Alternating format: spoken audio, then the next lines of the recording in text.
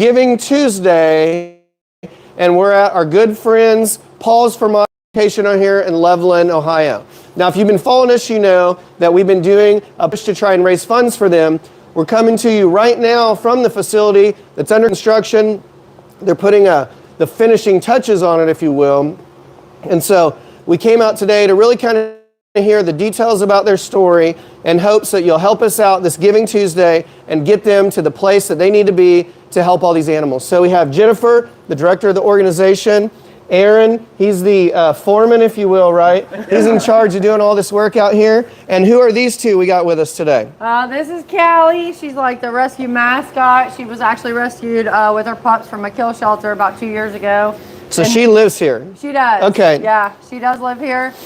This is Freya. She came from a hoarding situation, and she actually just got an approved application today.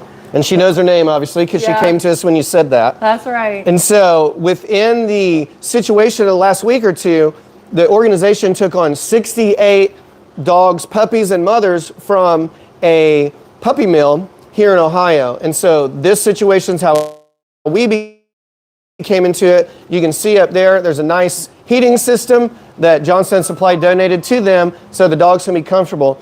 Aaron and his crew have been working nonstop to get the rest of the building together, because I remember when you sent us pictures at first, none of this was done. None of this was done. It was just the shell, yeah. And so the good news, nothing. Yeah, it was just the shell, just the skeleton.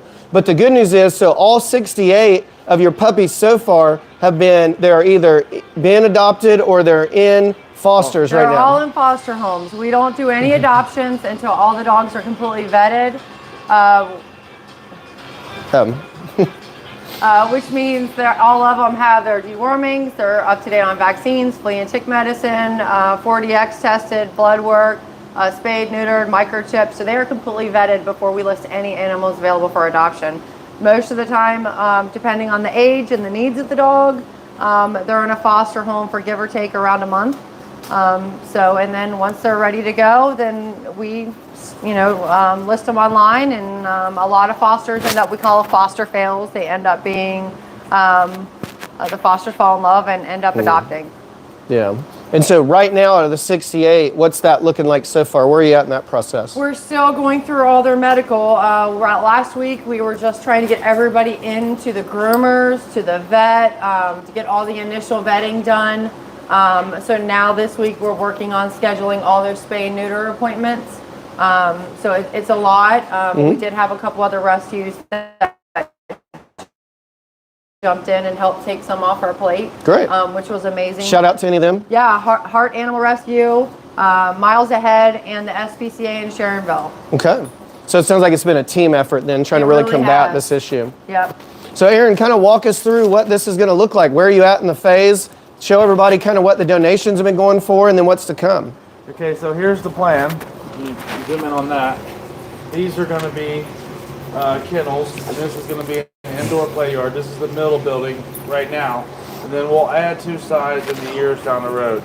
So we need to hold meet and greets in here, and our initial vision is to have a doggy daycare where we can sponsor the rescue, because the hardest thing is coming up with funds to help the dog with their medical needs. So we were going to donate 10% of our gross profits back to the rescue, and then build more locations so we can fund ourselves, so to speak. Yeah. But in the meantime, yes, ma'am, it takes a while to do that. And we're foster based, so all of our animals are in foster homes, and when we don't have foster homes, all of the animals are here. So our house has been lined with crates while we're looking for fosters.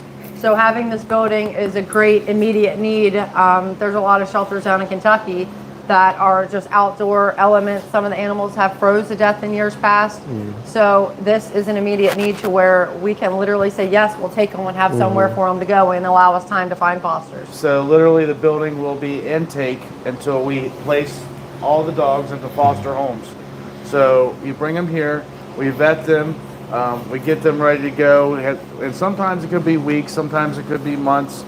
It depends on just a dog and the public's willingness to take in animals. Yeah. So, it all depends on our foster base. So, being able to go on the news and being able to go on your channel helps us create a great foster base. We are in desperate need of fosters always, just for this reason. So we don't want the dogs here. This is just a temporary situation so they can get into a home and they can start to decompress and then they can find their forever home. So it seems like, though, that this will... somebody's asking for something here. I know what that means because I have 2 at home. It seems like this will be a setup if you get into another situation like you just did, that'll make things a little bit smoother and easier to get that process done. Yeah. Well, actually, we're in that situation a lot. Yeah, that's what I heard. That was just the biggest pool, and it just got that much attention. But we pull from shelters regularly, kill shelters. Some, like Jennifer said, some of them don't have any heating and cooling. So Sure. And then the people that take care of them don't go there on the weekends. Yeah. So when it gets cold like this, the dogs actually end up freezing to death. Mm-hmm. Yeah. So at least you got this set up now. You've got heat. You've got electricity. What will be the capacity here once everything's done?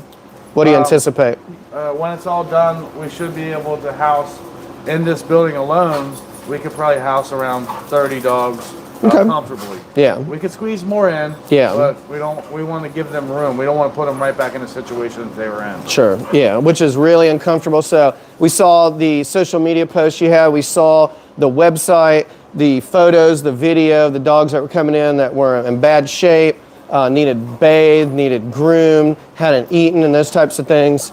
And so really just setting them up for success moving forward. Yeah. What does it look like? So I can imagine when they're alone, withdrawn from humans and those types of things. What does that look like when they come in? What's the process of like reacclimating them to people, if you will? That is time. We actually have a dog we rescued from a puppy mill close to a year ago. She's still with us. She's still not listed as available. She still does not want to get up and walk on a leash to go out to the bathroom. Yeah. She still has to be carried. So a lot of time it just takes time and patience. Some do better than others.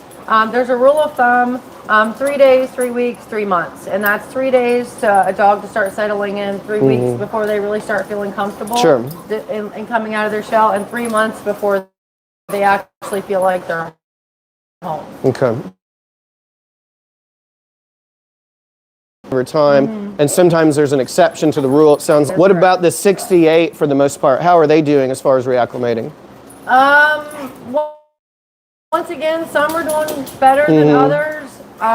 It's just every dog is different. Right. When they've been in a situation like a shelter or a breeder, and they've been there for years, then they don't know what humans touch is. They don't know what grass feels like. They don't know what carpet feels like.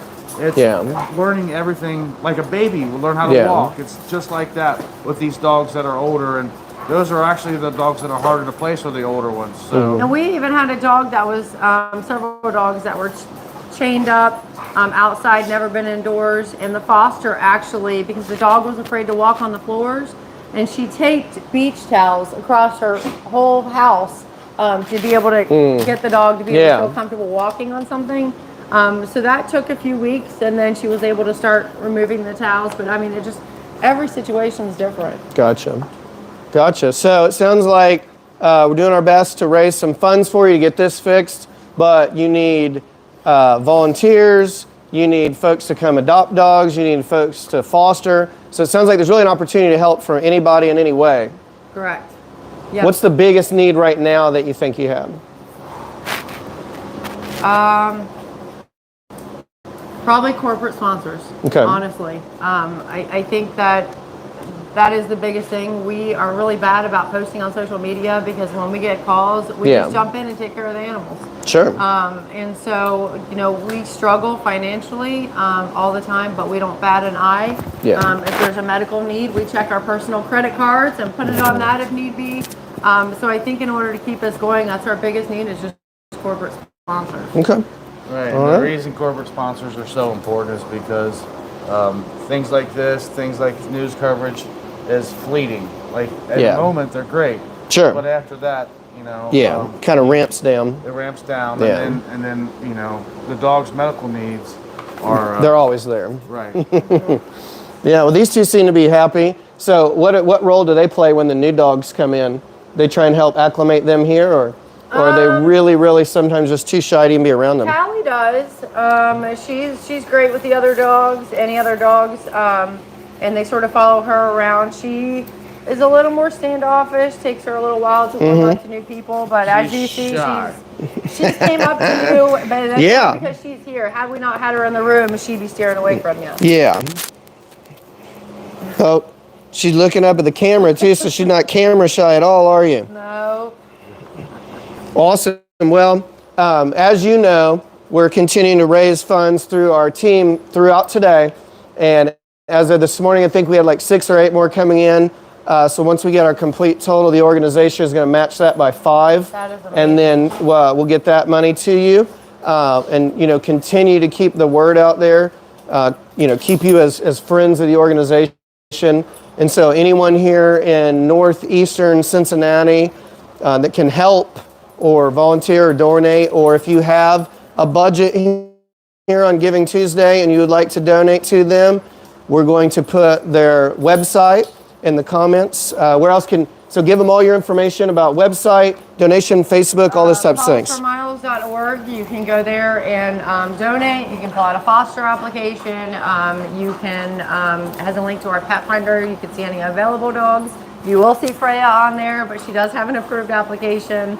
We will be listing a lot more dogs over the next several weeks. We have other dogs that were way before this puppy mill that are going to be getting ready to be listed. So the address, if you want to mail a check, if that's easier to some, it's 1313 West Loveland Avenue, Loveland, Ohio, 45140. Yeah, website. PawsForMiles.org. Yeah. All right. Well, that's it for now. Check us out. Like the channel. Subscribe to the channel. Like our videos. Let us know if you have any questions. We'll be here for a little while, hanging out, playing with these two. They look like they've got a lot of energy. But we really ask on this Giving Tuesday, if you can, even a small donation would be helpful. Thanks a lot.